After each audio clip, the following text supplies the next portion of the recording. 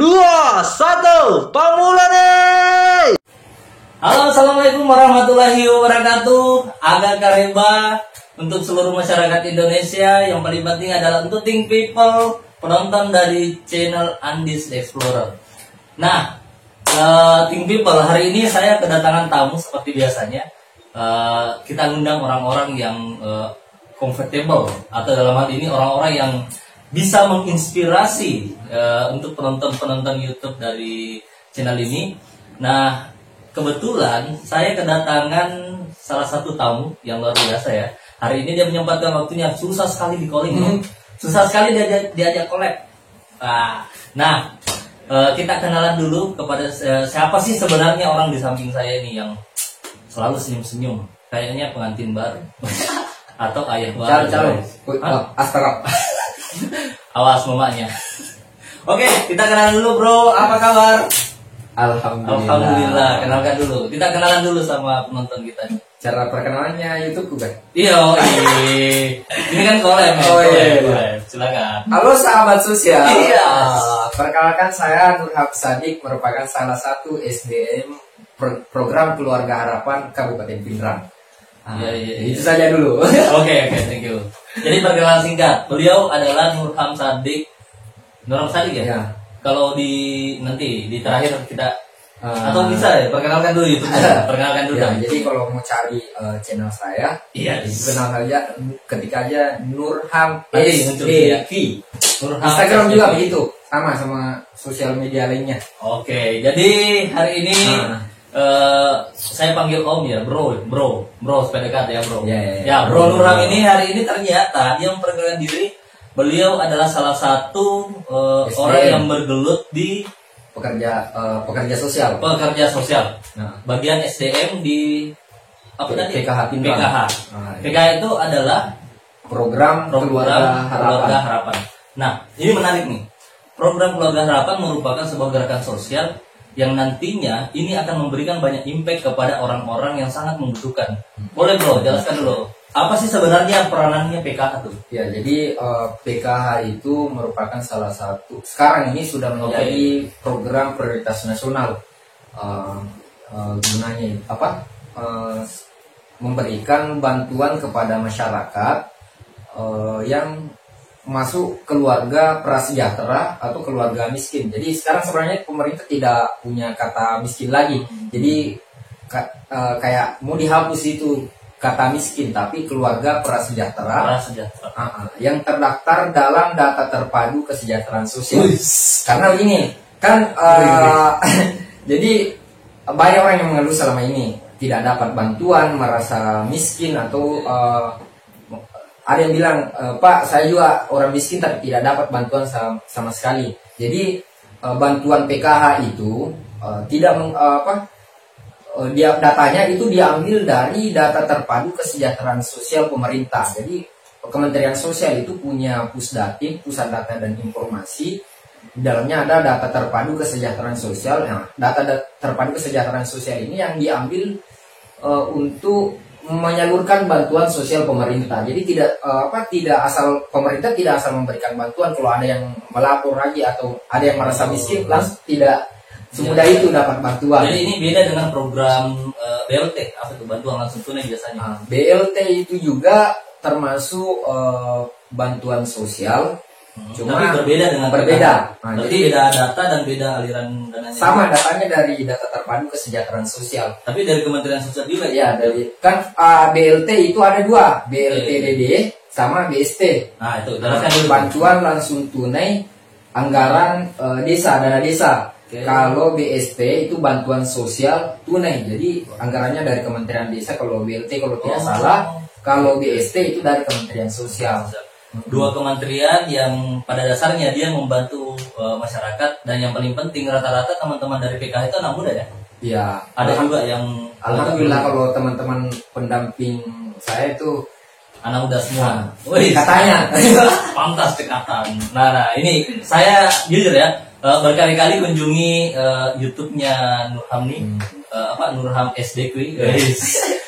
beliau ini aktif sekali menyuarakan atau mengkampanyekan tentang apa sih sebenarnya PKH, siapa yang berhak untuk dapat PKH, terus bagaimana cara kerjanya, struktur dan sistemnya. Nah ini yang menarik karena dikerjakan secara apa ya, anak-anak milenial lakukan dalam hal ini mainnya di konten YouTube. Bapak ini sudah mengambil dua profesi sebagai pekerja sosial, pekerja sosial dan YouTuber ini. Aduh, ini kalau bahasa ini mangua ini maruk. Oke, boleh jelaskan kenapa harus memakai media YouTube untuk mengkampanyekan PKH? Nah, jadi begini, karena jangan sampai ini dikira double job.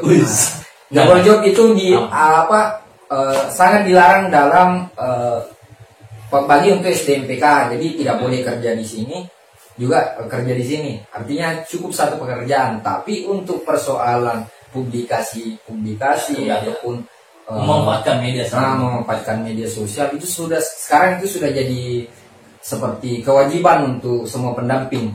Nah, tapi kan ya masih ada teman-teman yang aktif di Facebook, ada juga yang di Instagram maupun di Twitter. Sekarang kalau saya lebih di YouTube. Tapi tahu tidak kalau di YouTube itu rata-rata target viewersnya itu rata-rata umur belia. Iya. Jadi kan kalau PKH itu yang dapat rata-rata orang tua ya, umur 40 tahun ke atas. Terus kenapa harus ke YouTube? Jadi begini, ini kan selama pandemi ini kan sebelum pandemi pendamping itu rutin untuk melakukan pertemuan kelompok setiap bulan. Jadi setiap ada informasi update ataupun ada bantuan sosial baru itu harus langsung disosialisasikan sama ibu keluarga penerima manfaat. Cuma karena keterbatasan jarak kita untuk menyampaikan karena ya efek pandemi. Saya kemarin gara-gara pandemi ya, kenapa tidak, apa salahnya begitu untuk mengabarkan atau menyampaikan informasi update tentang bantuan sosial. Kan selama pandemi ini berapa banyak nih bantuan sosial pemerintah, BSP, BLT, ada bantuan usaha juga. Ada bantuan usaha. Ya ini yang baru kan untuk ini yang di Sulawesi Selatan kartu Indonesia Pintar sudah kencang ya. KIP kuliah itu kan harus itu kalau itu semua masuk dalam bantuan komplementari PKH.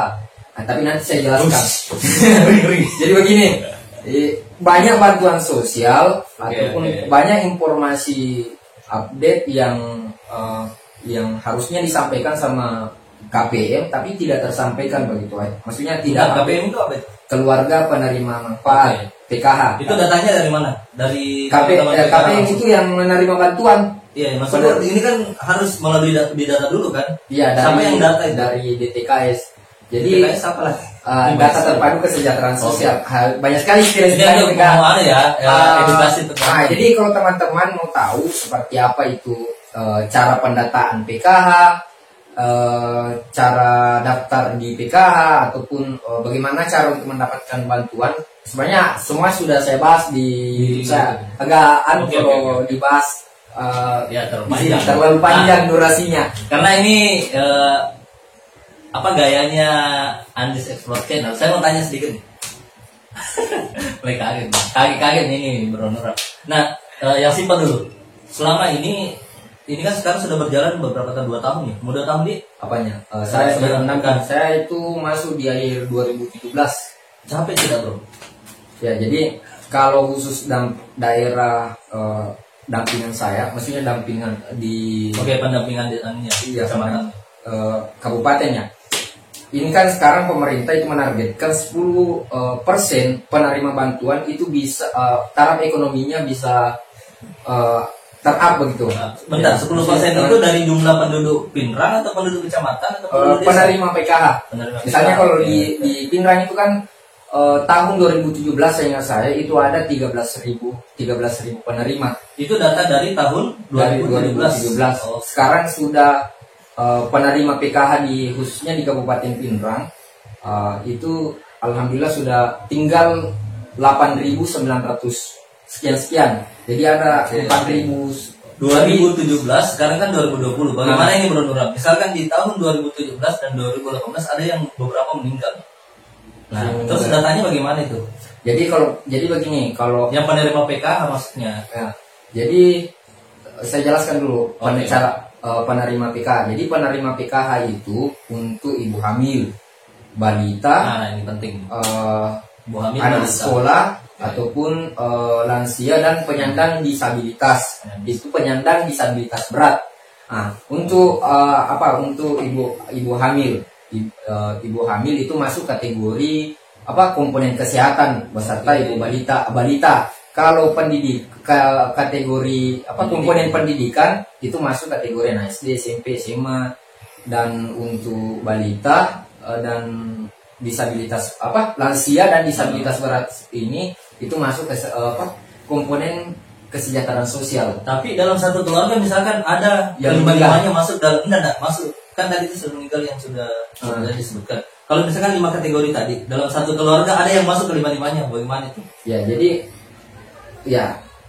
itu kan sebagai syarat harus. Oke. Kalau tidak ada yang kelima-limanya berarti tidak boleh menerima. Kalau ada ke lima-limanya? Kalau ada lima-limanya harus dapat. Oh. Nah, cuma ada batasan lagi. Oh bentar, berarti saya tadi kiranya ini, satu komponen itu dapat bantuan ini, komponen ini dapat bantuan ini. Ya begitu. Kalau misalkan lima-limanya dalam satu Dapat semua. Oh. Ya misalnya begini, satu keluarga misalnya ada Ya, ibu sudah hamilnya, ada, ya di mobilnya ada balitanya, ada anak sekolahnya, ada lansia, ada lansianya, ada disabilitasnya. disabilitasnya. Nah, itu bisa dapat semua, tapi di PKH itu ada batasannya. Oh. Nah, jadi misalnya Ada yang prioritas. misalnya 12 anaknya, misalnya 12 Oke. anaknya tuh, 12 anaknya, semuanya sekolah. Hmm. Nah, yang ditanggung itu cuma 4 kategori. Jadi batasannya cuma 4 kategori. Lebih dari 4 itu tidak bisa. Oke. Tetap ada batasnya ya. Ya, ada Artinya saya jujur ya melihat gerakan-gerakan seperti ini, gerakan sosial ini sangat membantu. Nah, tadi kembali ke pertanyaan, memang capek tidak kerja seperti ini? Ya, dibalik ya dibilang kerja ya capek. Tapi Maksudnya, bahagia ya lihat senyumnya orang. makanya Is. saya pernah begini. Asik. Pada saat penyaluran, kebetulan saya memantau penyaluran itu ada lansia yang terima 1.200.000. Oke. 1.200.000 dulu. Ya, 1 juta lebih, jelas 1 Ya. juta lebih karena ada Oke. komponen lainnya. Sampai gemetaran Pak terima uang. Loh, maksudnya Dia baru terima baru bantuan sebesar itu. mungkin baru pegang uang sebanyak itu, no? Ya begitu kadang Kebahagiaan jadi tersendiri. karena saya bilang begini, kurang bersyukurnya saya, maksudnya ada orang yang baru ini saya sudah dapat gaji, alhamdulillah ya cukup. Kalau ditambah Pak, tidak apa-apa. Jadi Think People perlu tahu Bro Nurham ini ternyata dia berdua loh dengan istrinya mengurusi seperti ini. Berarti dua-duanya dapat berkah. Oke. Jadi saya mau nih supaya nggak panjang.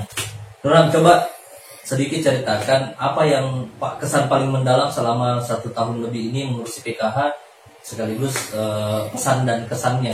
Ya. Jadi kalau dibilang apa yang paling berkesan, setiap pendampingan itu Punya kesan. pada saat kita melakukan penyuluhan ataupun pendampingan atau sampai home visit mengunjungi rumah warga, ya kurang bersyukur apalagi kita ini yang masih sehat atau ternyata masih banyak orang yang lebih membutuhkan daripada kita. Ya begitu mungkin. Kalau misalnya bilang pesannya, saya begini, PKH ini khusus untuk ibu-ibu penerima PKH. Jadi PKH ini kita tidak bisa menggaransi sampai kapan.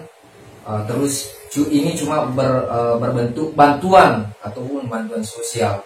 Jadi ya namanya bantuan itu tidak selamanya. Maksudnya tergantung dari keputusan. ya jangan tergantung dari bantuan sosial pemerintah. Karena ini hanya bantuan yang bersifat sementara, dan untuk teman-teman yang misalnya tidak dapat bantuan, Jangan berkecil hati. jangan berkecil hati. Jangan berkecil hati selama kalian masih produktif, masih bisa bergerak, masih bisa ya produktif begitu. ya jangan pernah berharap bantuan, karena bantuan ini ya sementara. Ah. Tergantung nanti pemimpin selanjutnya. Nanti dia nggak pernah dibahas dan kaya. Ya itu saja ya. Oke. Think People, hari ini kita mendapatkan insight yang sangat besar ya terkait PKH. Kenapa saya berani ngangkat persoalan ini? Ini menarik untuk teman-teman semua karena PKH ini seluruh Indonesia. Jadi bukan saja wilayah Sulsel, bukan wilayah Pinrang pada khususnya, tapi seluruh Indonesia. Dan itu di bawah perintah langsung dan juga program langsung dari kementerian. Tadi sudah dijelaskan sebelumnya. Jadi kalau mau lebih lengkap tahu tentang PKH, saya numpang ini. Kalau mau lebih tahu numpang apa? Kalau mau tahu tentang PKH, informasi update-nya ataupun bagaimana cara dapat bantuan, cara daftar dalam data terpadu kesejahteraan sosial, ataupun teman-teman adik-adik nih yang mau kuliah, yang sekarang sudah kelas 2 SMA, kelas 3 SMA, bisa kunjungi channel saya untuk bagaimana caranya supaya dapat kip kuliah. Karena begini, pemerintah sudah menyiapkan wadah program untuk adik-adik yang termasuk dari keluarga prasejahtera untuk melanjutkan studinya sampai 30 juta. Untuk beasiswa adik-adik yang terdaftar dalam data terpadu kesejahteraan sosial dan termasuk keluarga prasejahtera. Nah, silahkan kunjungi channel saya. Maksudnya bukan karena supaya itu. Saya mau supaya adik-adik bisa melanjutkan studinya karena kuliah itu penting sekali teman-teman. Itu. Tadinya saya nanti berharap diajak collab lagi di channelnya Nurham, tapi kayaknya ini sudah collab lagi. Ini ada yang salah ini ya. Saya kamera ini ada kameranya Nurham nih. Ini betul-betul kreatif di tengah muda. Teman-teman semua, terima kasih atas atensinya. Next time kita akan ketemu dengan pembahasan yang lain. Pokoknya jangan lupa like, comment, dan subscribe, dan jangan lupa like, comment, dan subscribe di channelnya Nurham SD Kui. Oke, terima kasih. Sampai jumpa. Assalamualaikum warahmatullahi wabarakatuh. Dadah. Selamat dulu PK. Oke. Meraih keluarga sejahtera. Meraih, kita ulang. Salam PK. Salam PK. Meraih keluarga sejahtera. Thank you.